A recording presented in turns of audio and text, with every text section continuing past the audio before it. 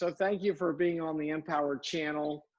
Al Bartlinski, Karate, Super Center, Glen Burnie, Maryland. You know, you go back, not just a few, but you go back. You I go think it's back getting to, close to 30 years. it's incredible. And the Yeah. beautiful thing about it is that over your years, not only have you been a certified public accountant and a strategic planner, I mean, you've been working on that side of business for a long time, business growth and development, Right. but you still have and always love having a martial arts school for years and under the tutelage of your dad, like the succession plan. How is that love of the martial arts for your entire life? How does that feel to you? Well, you're right. It's been my entire life. I started when I was 12. My dad and I started in martial arts together, and we started the school together. That was back in 71. So in September, we'll begin our 50th year having the school. Of course, Dad, he's retired. He's living with me now, and he he's moved on to other things in his mind. You know what I mean? And but it certainly has been the focal point of our life, made for many interesting conversations, and we would disagree with each other quite a bit about things, but fathers and sons do that, but it's been Nice great. how it's nice how fathers and sons, they take care of each other, maybe in different phases of their timeline, but they certainly take care of each other, and you're an example of doing that. Yeah. Al, let me switch to say that you have this great internal clock. It's a clock of being responsible for your own sense of focus, your own sense of discipline, and your own sense of deliberate action. Why are those qualities, focus, discipline, and deliberate action, the core of how you approach your life? Well, I'll go back to somebody you know very well who was fond of a Dale Carnegie uh, phrase that there are men in the ranks who will stay in the ranks. Why? I'll tell you why. They don't know how to get things done. Of course, that was your dad who said that. And so that is oh so true. And I want to say this. I went into business, both of them, because I wanted to do it my way. And whenever I did it your dad's way, things worked. When I disagreed with him and said, no, I'm going to do it my way, I realized I got to go back to the way he told me to do it. So the discipline also comes with humility, and knowing that we have a lot of support out there. And then, as I just said, having humility to sit back and say, okay, that's the way I need to start thinking about it. And I find the older I get, I heard an interesting definition of the word courage. And courage is simply taking action. It's that. It's doing that. Yeah. Because we have these fears inside of us. And this day and age, there could be a reasonable argument to say, hey, there's a lot of potential for fear out there coming at us from many different directions. And so we need a support group. Of course, Empower, EFC, they provide that for us martial artists. And so that's the discipline of martial arts has been helpful. And I think we just got to tap into the spiritual side of martial arts to help us through this. Great. Al, you always have talked about deliberate action. So maybe you could talk about what deliberate action you've had to take, and maybe me as a younger generation martial arts school owner, what deliberate action comes to mind that you want me to take?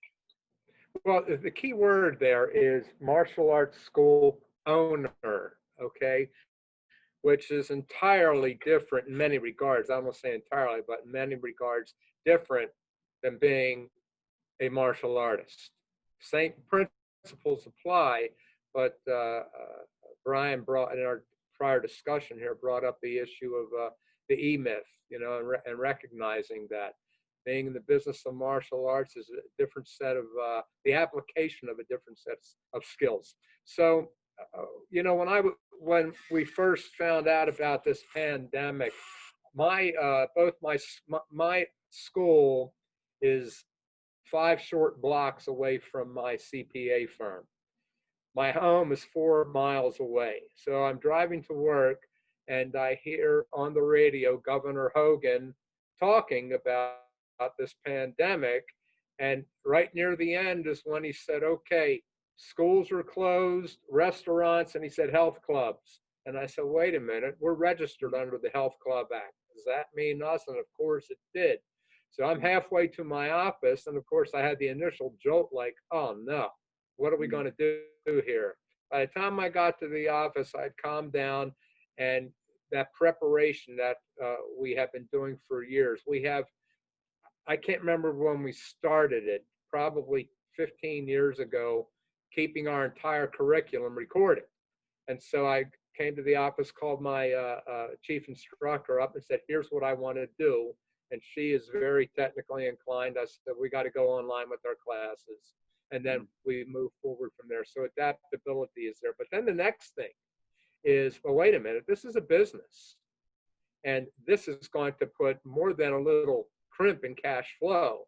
This is going to be pretty devastating, to use a term, if we don't approach this cautiously. So I had 2 things to really get focused on here. And it was a challenge, but it was helpful. I had my CPA firm.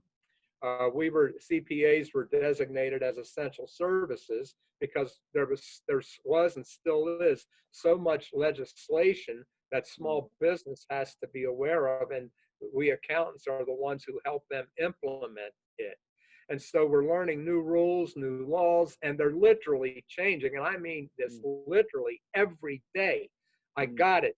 The next day you come in and go, no, I don't. They changed it again.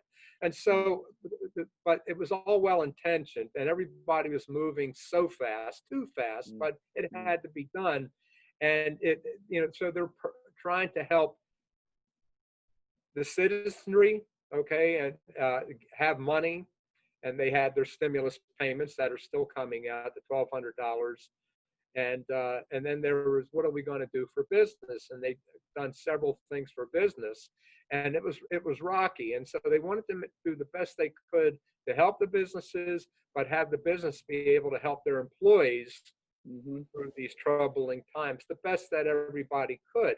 And so they passed the Family Leave Act, which requires all businesses, regardless of size, to offer their employees, it's mandated for full-timers, 80 hours of sick leave or care leave. And if it's part-timers, then something less than that. And so with that, it's like, okay, who's going to pay for all of this? Because we small business owners can't do that. So they came up, they have tax credits. If you have employees, you withhold taxes and you pay them. So they've set it up so that you can take those taxes and use them as a credit to pay for the monies that you're paying your employees for these special leave privileges. And the interesting thing, they call them refundable. So let's just use an example. Let's say you have $2,000 in leave wages, and you make tax deposits monthly of $1,000. So what you can do, instead of giving that $1,000 to the government, you can keep it. Okay, so you got $1,000, you paid out $1,000, you're still down $1,000. Well, there's a form 7200, you fill it out, and the government writes you a check for the rest of it. So there are things that are going to help us. Now, here's something very important. It sounds parochial, John, but I believe the most important advisor to small business owners is their CPA. So they should be, all school owners need to be in touch with their CPA about these 2 provisions that I brought up, and a few more that I want to make people aware of. So I'll take a breath, and it's your turn. Let me jump in. If I have two different parts to the question, but let me just go with part A. Uh, what are two or three things? I'm a martial arts school owner out here, right? And my world isn't about accounting and changing laws. So make it easy for us as a CPA and as a martial arts school owner. Give me two or three things that I could benefit from, what the offerings are in this situation that maybe I haven't accounted for yet. What would you say? Give me two or three Okay. things as a martial arts school owner. Are you talking about it from what's available out there to help generate cash flow through the taxes? Is that what you're asking me? Yes. How can the government or state government help me Okay, right got now you. that I may not have acted on yet? Okay. One of the things that can happen because of all this stuff we're in right now are losses, business losses. But if you have what's called a net operating loss, they've expanded the use of that. And so if you have a loss this year, then what you can do, and yet we have to wait until after the end of this year because you file a tax return, it shows a big red number on it that you've lost this amount of money. What you Yes. can do with that number is take it back to the 5th preceding year, and let's say that was a good year, you can use it as a tax deduction in that year and free up a refund. Cash is king, and you get it from any source you can. So that's one, liberalizing the use of net operating loss. Ding, ding. Oh, so Al, One. if I'm in the red for this year, I can take that number and go back and do what with it on a previous year? Say it again. You can go back on, let's say you have to go back your 5th year back, and you just do an amended tax return, and you put that loss on that tax return. That loss reduces the income lower than what you had when you prepared that return, and that creates a refund. It means you overpaid the taxes. You follow me? So yeah, but why 5 years back? Because they said. Gotcha. And John, it's good because if you have a huge loss and it goes back and offsets the income, and you still have some of that loss left, then you carry it forward. And are you saying I can offset the gain for the last 5 years, or do I go back? Yes, to each one year, particular... if you have enough of a loss, you use up as much of the loss as you can in year 5, and then if there's still a loss left unused, you move to year 4. And if there's still a loss left, you got it. Got it. All right, let's put that aside. What's another thing that I can do out here? I'm struggling. My school has been closed. From your accounting mind, what else should I be familiar with or look into or do? I think you need to understand what other available credits are out there for you. These tax credits, you can get money almost immediately from the government. If you keep employees on, and while your income is down at least 50%, the government will help you pay half of their wages. So there are these things. That's why I'm saying an important thing is for them to talk to their accountant. So we have, and it's all through payroll taxes is what it is. So there's a lot of those issues that need to be looked at. Talk with their accountant about the tax credits for retaining employees and granting these benefits that are mandated. Next one is, if anybody has any IRAs, if you're younger than age 59 and a half, if you take money out of your IRA, you're going to pay a 10% tax penalty plus regular taxes on that. Now, if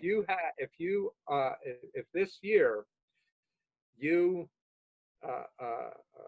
have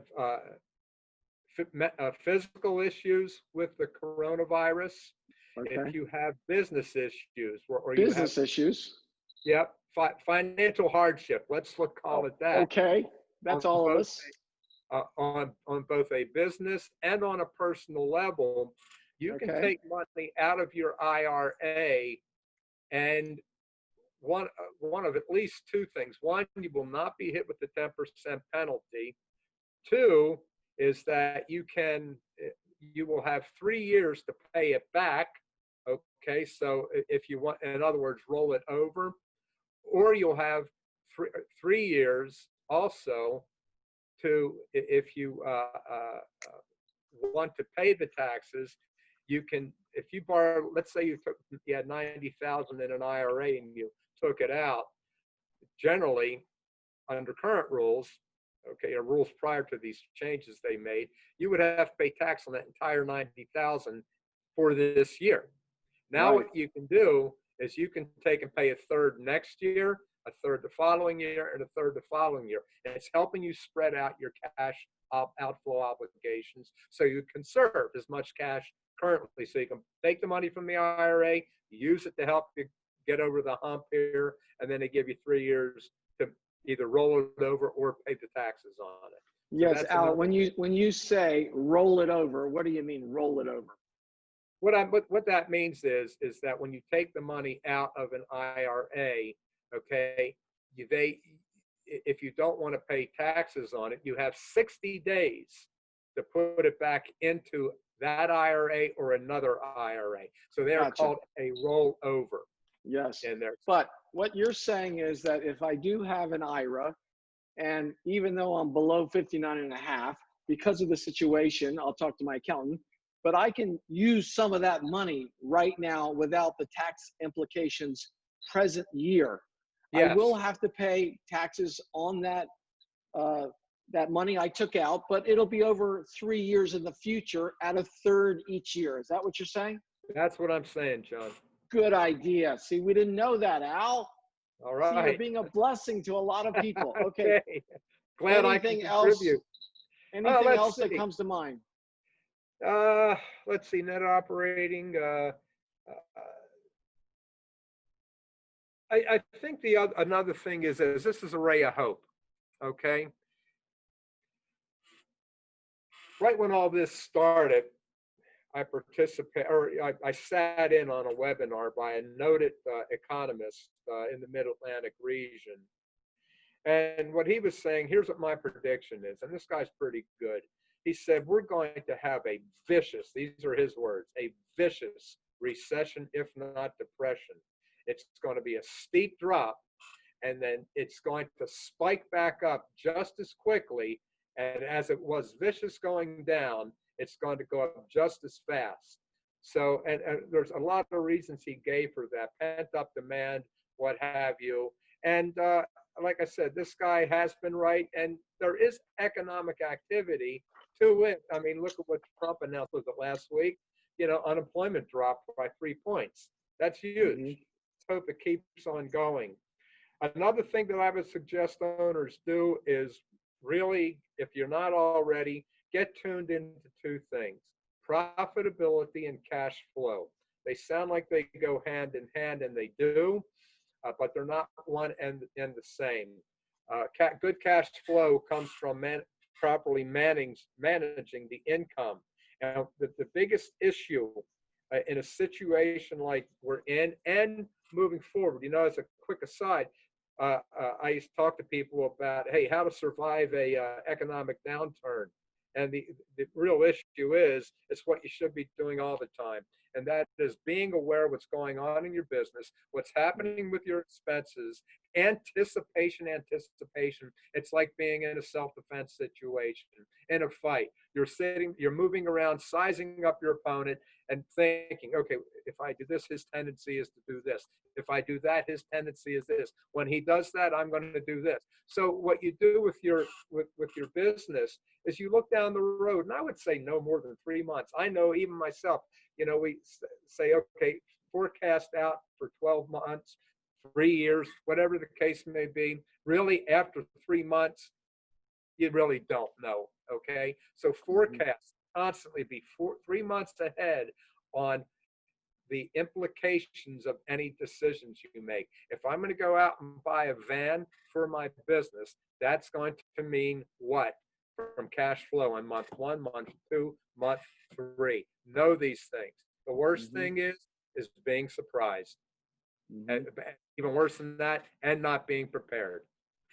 Al, are there any decisions that as I start to open up as a school owner, and I am on a very tight budget, I'm expecting my students to come back. I'm expecting the best, although there's going to be some whitewaters down the road. Any financial decisions moving forward, forget what's in the past. I got to move forward from this point on. What are 2 or 3 good financial decisions or disciplines? And you talk about anticipation of a fighter.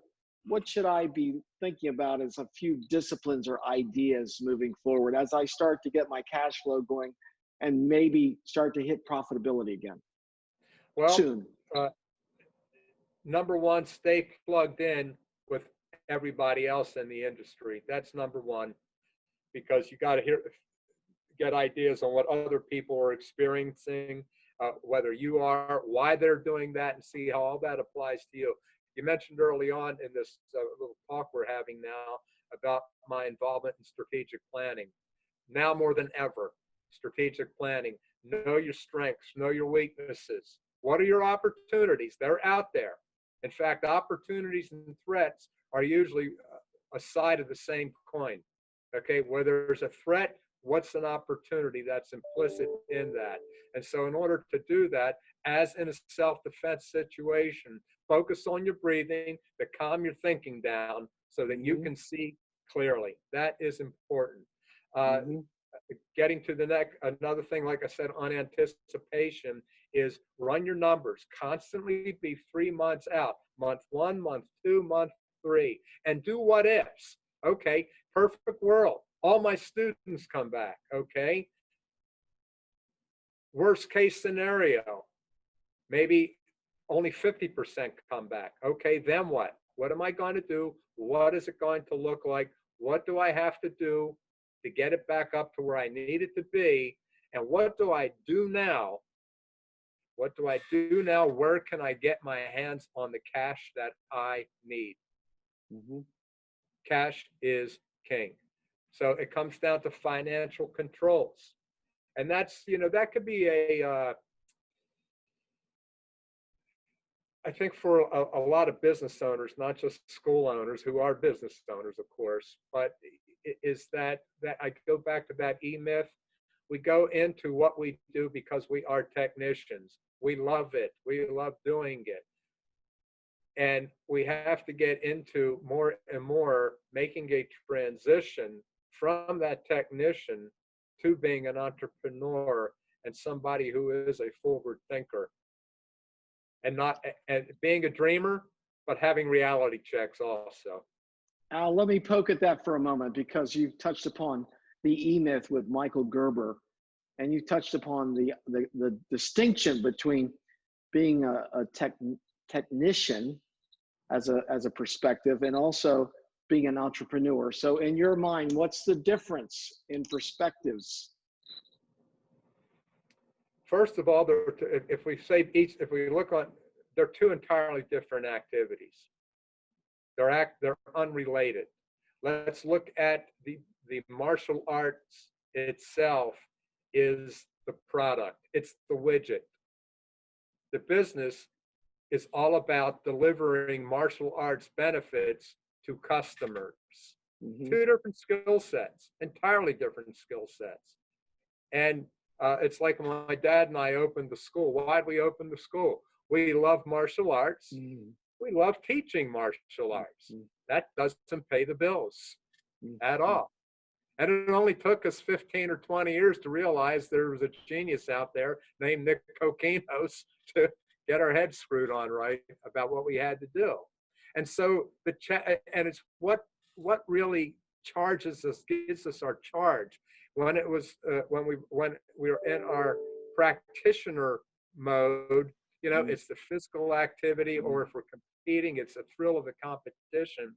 And had to make a transition. I'm talking personally now. What I had to do is I had to make a couple of transitions. I had to make a transition from a practitioner to someone who took pride in seeing my students excel. Then this is a number of years, over a number of years as we grew, I had to learn to take pride in seeing how well my instructors were doing, getting our students to do well. You follow me? And so it's a mindset, and because we latch on to what we do things for self-fulfillment, and we have to make those transitions as we go. And the picture broadens, obviously, from being an instructor as to being someone who's in charge of all of it. And all there's more parts. Al, you started out saying, I'm loving this art. I'm in it for the competition, for the self-improvement, for the love of the arts. Then you said, oh, I got to make sure that these students are really benefiting long-term. Then you said, I got to make sure my instructors are really developing into the person and the instructor they need to be. But then all of a sudden you said, now I got a business too. So what are the 2 or 3 things once you cross the threshold into the business world and stop getting knocked down on the canvas as far as your business goes? What are 2 or 3 things as you look back that you had to focus in on the business side of your professional life? Marketing, marketing, selling,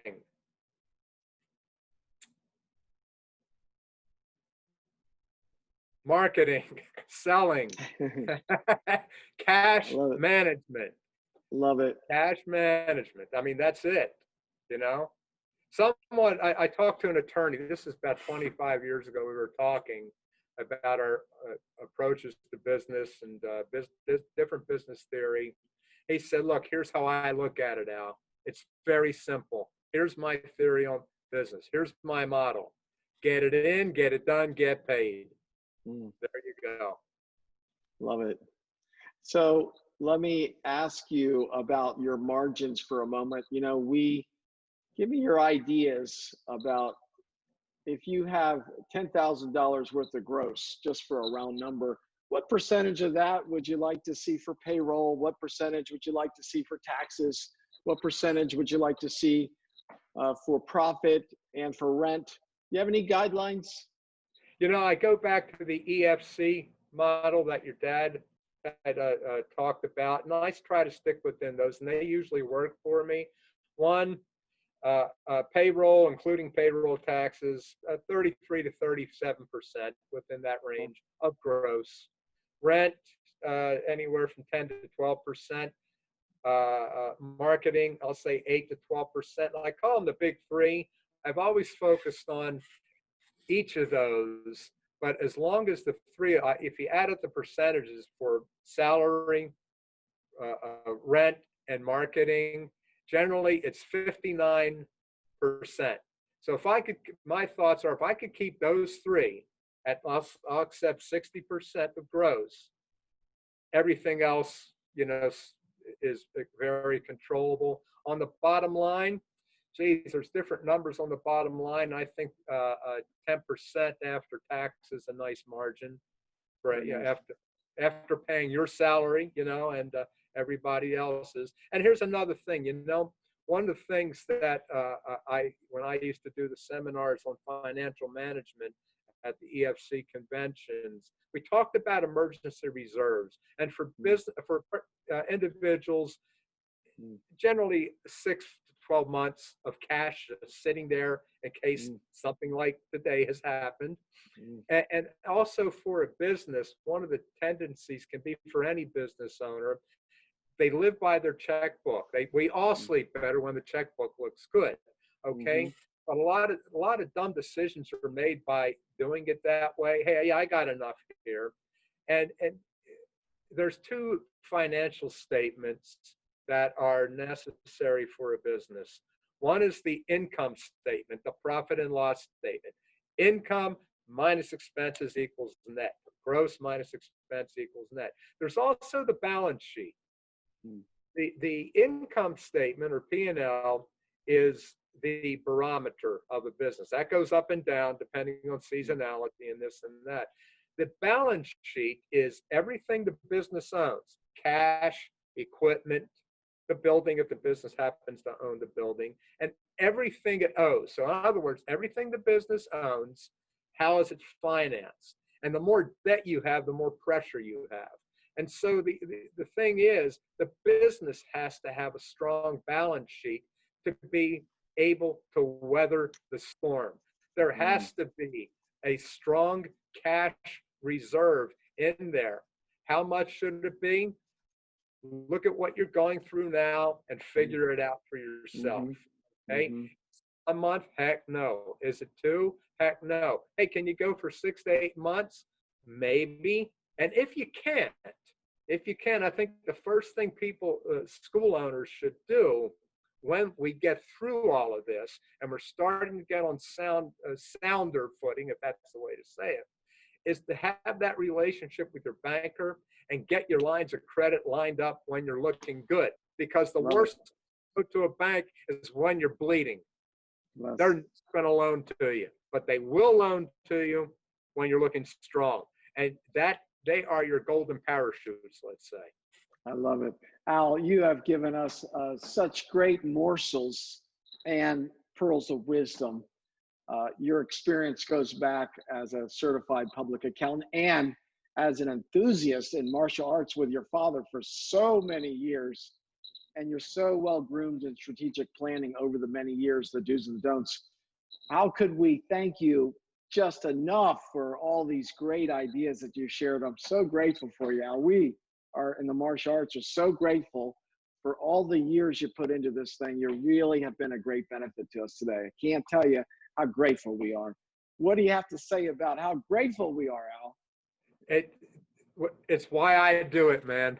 It's why I do it. I love doing it for all the martial arts schools. I've always had a good time doing it, and I appreciate your appreciation. It's friends are what are friends for? I love it. Thank you very much. We're all giving you a hug through the Zoom line. So thank you so much, Al. My pleasure. Appreciate it. It's good talking to you, John. See you. Thank you.